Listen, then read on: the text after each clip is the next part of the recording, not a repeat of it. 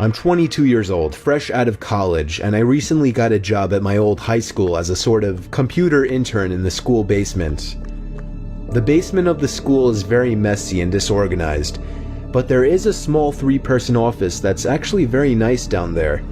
It has 3 nice big desks, 2 mini fridges, a flat screen TV mounted on the wall, and oh so satisfying air conditioning, a luxury the students and teachers cannot enjoy in the school. And of course all the school servers and other computery stuff. I got the job because 3 of my old computer teachers flat out adored me.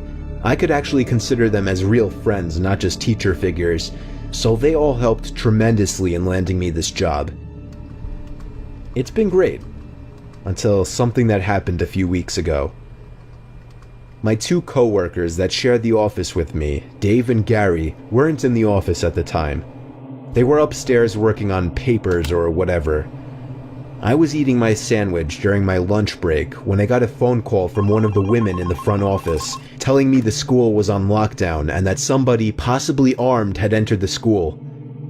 There wasn't much that I could do other than turn off the lights because, surprisingly, as nice as this little office was, it didn't have an actual door to it, just a big opening, and the door to the whole basement didn't even have a working lock.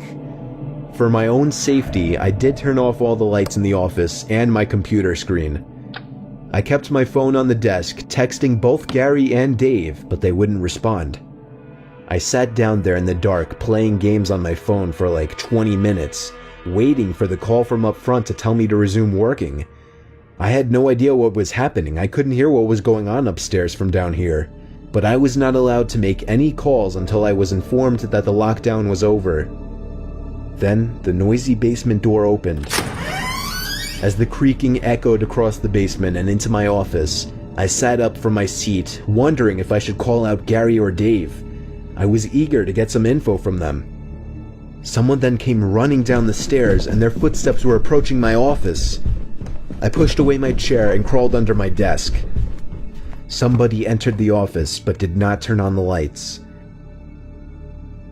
There was just silence. I can't even describe the fear I was experiencing. I felt like if I made one sudden noise, I'd be a dead man. Suddenly, my phone dinged as I got a text message. I felt my entire world shrivel up and die at that one moment as I clenched my teeth in fear. Footsteps suddenly moved closer to me until I finally dove out from under the desk in capitulation, begging whoever it was not to kill me. And just then, someone grabbed my arm and pulled me up. It was some guy in a red plaid button-up, jeans, and a reddish-black cap. He told me, "It's okay, I'm just down here hiding with you." "What's going on up there?" I whispered to him. He kind of ignored my question and asked me if there's an exit down here. I told him, "Yeah, around that way." Before he could do anything else, I asked him, "Who are you?" There was a brief moment of silence before he started explaining he was coming in to pick up his son when a teacher told him to hide.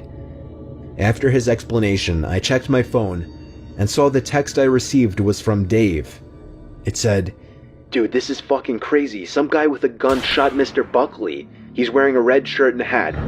Whatever you do, don't come upstairs." I was about to reread that text out loud to the man until I realized.